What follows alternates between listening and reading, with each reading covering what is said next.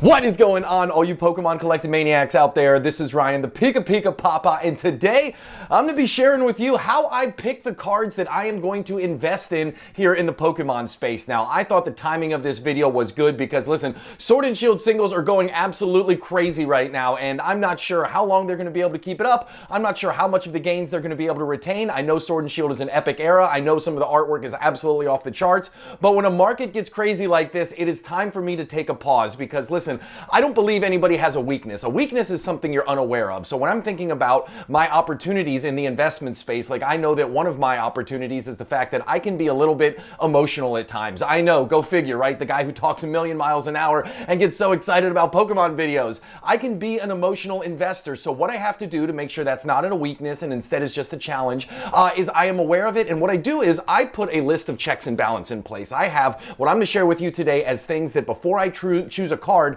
as a true investment card, that I make sure it checks at least a majority of these boxes. It doesn't have to check all of them. And this is just my personal list. You might have your own list. There could be better lists out there. But at least for me, when I'm looking at something from a pure investment perspective, what we're going to talk about today is the checks and balances that I go through so I can take a little bit of my emotion out of it and I can feel really good that the downside is somewhat protected. You know that I talk about that all the time. Listen, I love sealed products, right? I think sealed products are the ultimate downside protection, but I also enjoy singles cards. I have some for my personal collection where I take all of this and I throw it out the window, but I also have some cards in my personal collection that I think have the opportunity for big gains in the next 3, 5, 10 years. And one of the reasons I wanted to do it today was because we talked about this card in a Paldea Evolved booster box video that we did not long ago where I said, hey, listen, I think Paldea Evolved as a whole is flying under the radar. And one of the reasons I felt it was flying under the radar was because this card right here, and this card checks a lot of the boxes that I'm looking for when I am picking a true investment card. So I'm going to walk through you what I saw in this card. I'm going to walk through you a couple of the other things that I look at. And if you enjoy this content, if you think it is fun and enjoyable, then go ahead and hit that subscribe button. If you have questions or comments, drop them down below. And as always, if you like what you see, give us a big old thumbs up. So one of the reasons this card in particular made me think that Paldea Evolved has a lot of upside in the future is first and foremost, if you look at that price graph. Now, this price graph is from when we did the video at the end of February. I'm going to show you on the next slide what the price graph looks like now. But what I liked about the price graph of this card and why it got me excited is because the card is performing fundamentally different than what we would expect. And by that, I mean, most of the time when sets come out, the big cards go through the Pokemon pop and flop, right? They start off at a certain price point, but then as the product is opened more and more of those singles cards get flooded into the market, we naturally see the price come down. It's to be expected, right? Everything is supply and demand, and as the supply becomes more plentiful and fills that demand, then the price comes down accordingly. But this card right here has done the opposite. It came out, and yes, it went through a little bit of an uptick and a little bit of a downtick, but that was a couple weeks. Ever since then, it has been on this steady eddy climb up into the right, and that's what I love about it. I like when I see a nice linear path like this up into the right. It tells me the growth is organic, it tells me that the growth is healthy, and I get really excited about that. So the next thing that I do is I look down below. So the line down there, that is the actual grading data from PSA towards the end of February when we did that video on Paldea Evolved. And what really jumped off the page at me when I looked at this is if you look to the far right, you'll see that there was 2,235 of these cards submitted to PSA for grading. And out of that 2,235, only 486 were rewarded a 10, a gem mint rating from PSA. That is a 21.7% gem rate. That is incredibly, incredibly low. And the fact that it was already had 2,000 cards submitted tells me that that gem rate is pretty rock solid, right? It might go up a little bit. It could even come down a little bit. But after 2,200 cards submitted, I feel like this card is going to end up in the 20 range for a overall gem rate. Now, when you compare that to the peers, think about the Sword and Shield era. The lowest gem rate for all of the chase cards in the Sword and Shield era was the Giratina in Lost Origin, and that had a gem rate of 48%. And then if you go back another era and you look at Sun and Moon, that was the Rainbow Charizard from Burning Shadows. That had a gem rate of 17%. So this card has a gem rate that's going to be closer to that Burning Shadows Charizard than anything in the Sword and Shield era. So that just tells me that, listen, say 10,000 more of these are submitted to PSA. Let's say 10,000 more are submitted to PSA. Guess what? The overall PSA 10 population is still going to be more than likely sub 3,000. That gets me incredibly, incredibly excited. So when we did this video back at the end of February, rightfully so, because it's such a hard grader, those PSA 10s were already selling for $500. Now, how does it look today? Let me show you here. So this, again, doesn't mean that we were great at picking this card just because the price graph has spiked. This isn't us putting a flag in the sand and saying, hey, listen, we're geniuses, we predicted this. I think this card has not safely jumped up to $103, right? I don't know if I'm going out and spending $100 on this card right now. I do think that it will come back down. But what I took from the new price graph, and I literally pulled it this morning, that new price graph shows me that the interest is still there. And yes, it's going to probably come down off that $100 high. There's going to be more Paldea Evolved open. There's going to be a reprint or restock at one point. I have no doubt about that. But even when it drops off that $103 high, I have a feeling it is still going to be continuing to go up and to the right. Now, there have been more of these submitted since the end of February. Not a ton more because not a lot of time has passed,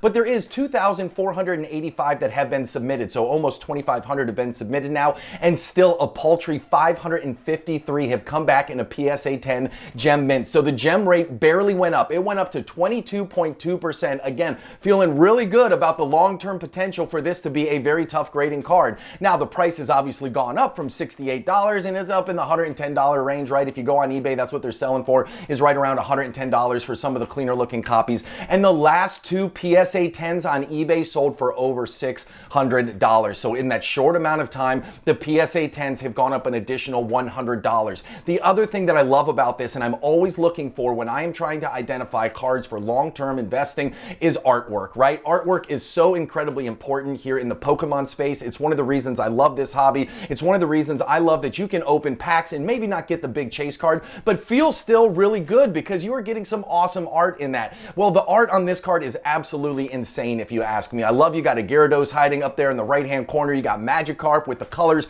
popping out against that really dark background, and then you have the blue running through the center. Everything about this gets me excited. Now, Paldea Evolved is already 10 months old, and as I said, listen, there's going to be a lot more of these cards open. There's going to be more of these cards submitted, but the things that I feel really good about so far is the art is on point, so check box 1. It's performing fundamentally different than what we would expect, check mark 2. It is holding that fundamental different performance for 10 months since launch, check mark 3, and it is an incredibly hard grader, right? That PSA 10 gem rate is going to stay probably in the mid-20s. So again, even if 10,000 of these are submitted over the next couple years, we can expect it to be a sub 3,000 population card. So all of those things get me really excited. Now, I am not telling you to go out and buy this card for $103 right now. That is not what I'm saying. I'm using this as an example to show you some of the things that I am looking for when I'm looking for cards from a pure investment perspective. And this card checks a couple of the boxes big time. Now, some of the other things that I'm looking at right here are cards with a story. I think it is so awesome when you have a card that has some kind of extenuating circumstances. And this Pikachu with gray felt hat, again, this isn't a card I'm telling you to go out and buy right now, but it is a phenomenal example of a card with a story. Does everybody remember the fury and the frenzy that went on when this thing was dropped on the Pokemon Center website, when you had to buy some of these Pikachu with gray felt hat products and you would get this as a promo? It crashed the website the first day, right? Then they had to go ahead and do it again, and guess what? Everything sold out in the blink of an eye. And then they tried to hand these out at the Van Gogh Museum in the Netherlands, and they had to shut that down because it was such an absolute just frenzy there in that location. So they also went ahead and launched even more cards. So they launched more of these into local card shops in the Netherlands. So this card has gone through all kinds of different stories. I mean, everybody in the YouTube space was talking about it. Now, if you look at it, it is still a $94 card. Matter of fact, it dropped down into the mid to high 80s, but for whatever reason, it is back up into the $94 range. Now, look at the PSA grading volume down below. Take a look at that. There has been almost 35,000 of these cards submitted to PSA for grading. That is as high of a single card as I have ever seen in my entire Pokemon data diving career. That is just an insane number of cards for an ultra modern card like this that hasn't even been around, you know, for a year at this point. So you think about that, there's been 35,000 of these submitted to PSA, and almost 18,000 have come back in a PSA 10 gem holder, right? And I tell you this, if you apply those fundamentals to any other card that comes from a booster box or a specialty set, or I don't care what it is, I don't care if it's a Black Star promo, you apply those those numbers to any other card, and guess what? The PSA 10s are going for $60, $70. The raw cards are going for somewhere in the teens. But guess what? Because this card has that amazing story, because this card had all the frenzy wrapped around it, guess what? The raw card is going for $95 and PSA 10s are selling for $200. Now, I have no idea what the future of Pikachu with gray felt hat holds. I don't know if it's going to maintain these values. It is very, very early in the life of this card, but I'm telling you right now, I don't think there's going to be any more. I don't think they're going to trickle any more out into the general population. It is what it is right now, and the demand seems to be incredibly high still, with that price showing at $94 in the raw. But it is insane, the story around this card, and that is another thing that I'm looking for. I'm looking for a card that will transcend time, and even 5, 10, 15 years from now, I think that Pikachu with gray felt hat will be remembered, and I think people are going to remember all the craziness around it, and I think that's going to help give it volume. So I'm always looking for cards with a pretty cool story behind them. Now, the next thing I look for is cards from sets with a bad pull rate. And again, just an example, I am certainly no way, shape, or form am I telling you to go out and buy Temporal Forces cards right now. I think that's a fool's errand. But I like sets that have a bad pull rate. I like the booster boxes that have terrible pull rates. I like the chase cards in sets that have terrible pull rates. I think that in the long run, that serves very, very well for both of them, because it's just going to drive. So the demand for the singles cards is going to help drive demand for the booster boxes, but everybody knows that the pull rates are so bad. You're going to have to rip a lot of booster boxes if you want to get that chase card. It's a fool's errand to try and rip booster boxes to try and get a single chase card, but still a lot of people enjoy doing it. So I love these bad pull rates because I think it has a lot of upside to it. Think about some other modern sets that had some really bad pull rates. Think about Fusion Strike, right? Terrible pull rates, but of course it's anchored by those awesome chase cards in there. You also had Evolving Skies, again, another set with really challenging pull rates, but is anchored by some awesome chase cards in it. So if you can have a set with bad pull rates and you want to go after some single cards in there, I think way down the road, I think that has an awesome opportunity to provide some upside value. Now, I wouldn't just use that as my one parameter. I wouldn't just say, okay, this card has really bad pull rates from this one set, so I'm going to go ahead and invest in it. For me, it would have to check a lot of the other boxes that we're talking about, but I do think it's a relevant check to have on the list and something for us to talk about. Now, the next thing that I really like, and this is something that is near and dear to my heart, is exclusivity. I love exclusive things. I love things that aren't in huge demand.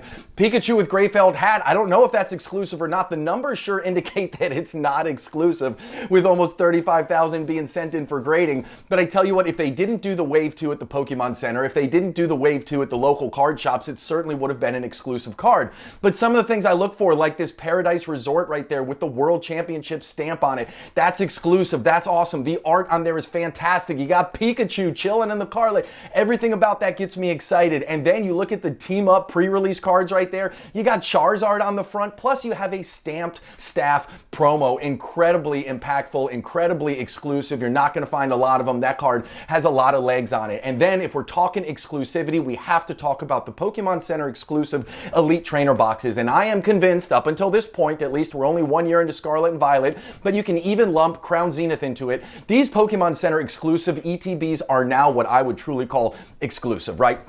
They come in stock, you can pre-order them. A lot of times they're available a little bit after the set is launched, but typically once they sell out, they are gone. We have seen small restocks. We saw a small Obsidian Flames restock. We've seen some Pokemon 151 Elite Trainer boxes come back in, but for the most part, when they are gone, and I absolutely love that. I think that this is an awesome product, and the stamped promo cards that come out of it, I think are flying way under the radar right now. Like, I love this Charmander here with that Pokemon Center exclusive stamp. I think a lot of people are going to keep these Pokemon Center exclusive ETBs sealed for the long run. So guess what? They're already exclusive. I think people are going to keep them sealed for the long run. And then the chase card, or the promo cards that come in them have the stamp, and you've got the Charmander from this one. You got the Pikachu from Paldea Evolved, right? You got the Snorlax from 151.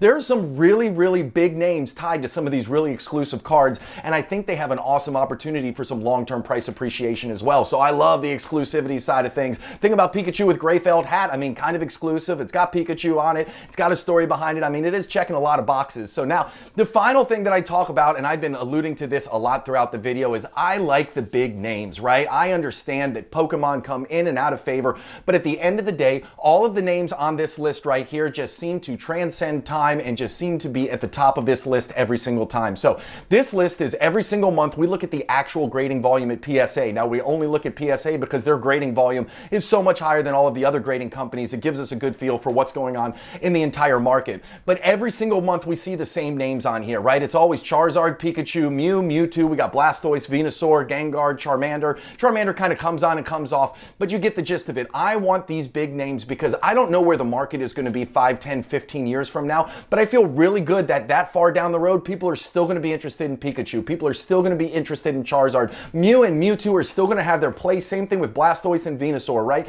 So whether I'm looking at a sealed product that has them on the cover with a promo in there, or whether I'm looking at some of these other cards, I love to see them on there because I just think that no matter what happens way into the future, they are still going to be top of mind for all the collectors and investors out there. So hey, listen, let me know what I missed. What else do you all look for when you're looking for cards purely from an investment standpoint? And if you made it to the end of the video and you had fun with this content, hit that subscribe button. If you have questions or comments, drop them down below. And as always, if you like what you see, give us a big old thumbs up. I hope you have an epic one. I appreciate you for watching, and you all have a great one. I'll talk to you soon. Thanks, everybody. Bye.